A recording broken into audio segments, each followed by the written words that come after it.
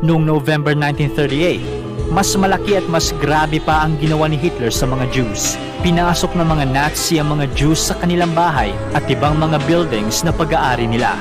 Daan-daang sinagog ang giniba ng mga Nazis, libu-libong negosyong pag-aari ng mga Jews ang sinira at mahigit kumulang 10,000 Jews ang sapilitang dinala ng mga Nazis sa mga concentration camps.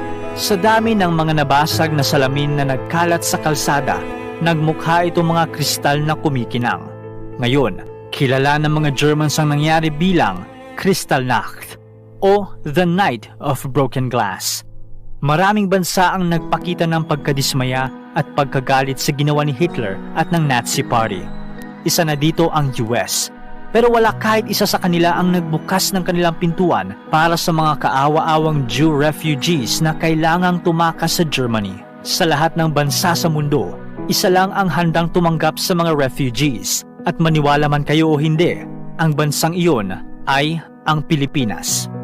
Oo, sa pamumuno ni Quezon, tumulong tayo sa mga kaawa-awang refugees.